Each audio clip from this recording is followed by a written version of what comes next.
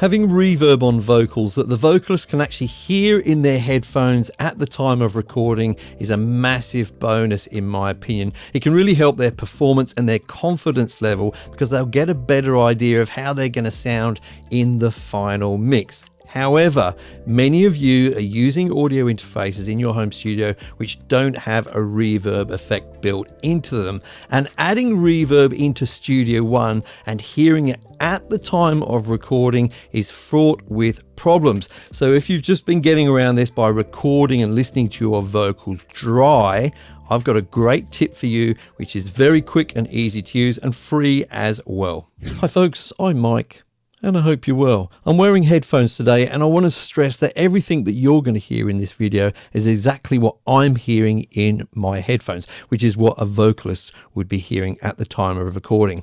Now here in Studio One, I have my track ready to record this vocal and you can see it's armed for recording here. Now next to that little record button there is this button, the monitor button, and I've got it switched off at the moment. What would it do if I switched it on? Well, this, as its name suggests, allows us to monitor the recording, but importantly what we'll be hearing is the sound of our recording after it's been processed by the computer. Now that could be no processing at all, or it could be some effects like reverb, compression, etc. Now unfortunately it takes some time for that signal to be processed and then sent back to our headphones, so there's a delay in time, and that delay is called latency. Now I'm going to switch this button on and you will hear what a singer would be hearing in their headphones at the moment, and I've not added any effects yet. Let's have a listen. So now we can hear the sound of my voice with that latency. I've switched it off already because it's so difficult for me to actually talk while I'm hearing that. Okay, it's very, very off-putting. The timing is just bizarre. And the same is true if you have this switched on whilst you're trying to sing. It's very, very off-putting indeed. So that's why most of us will just listen to the sound of our vocals directly from our audio interface with a feature which is normally called something like direct monitoring. Essentially, almost all of the audio interfaces these days allow you to listen to your microphone without it having to first go through the computer, okay? And that's how most of us get around this problem, right? But it does mean that we have to listen to a very dry sound with no reverb. If we were to go ahead in Studio One here and grab a reverb, which I'm going to do now, and just drag it and drop it into the insert section, yeah, you'll hear it's not made any difference to the sound. This comes back to the direct monitoring, because for us to be able to hear what the computer's done to this sound, we're going to have to switch on the monitoring. And if we do that, we can hear the reverb, but we also have that strange delay, which is very off-putting with timing. So how do we get around this?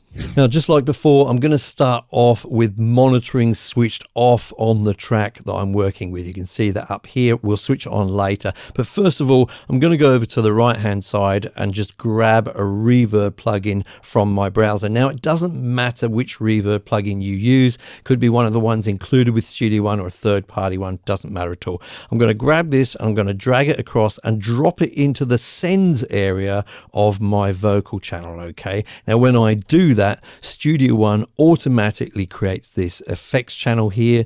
It adds the plugin as an insert in that effects channel, and it creates a send from my vocal channel across to that effects channel. Okay, awesome. Thanks very much, Studio One, for doing that for me. Now, before I proceed with this particular plugin, I'm just going to make a couple of quick adjustments because I kind of know how it's going to sound. I'm just going to change it from a large hall to a medium hall reverb.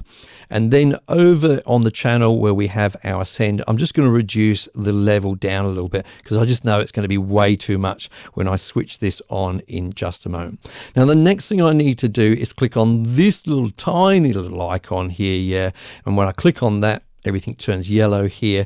This changes this from a post-fade ascend to a pre-fade ascend. What does that mean? Well, with a pre-fade ascend, this signal is not affected by the fader for this channel at all, okay?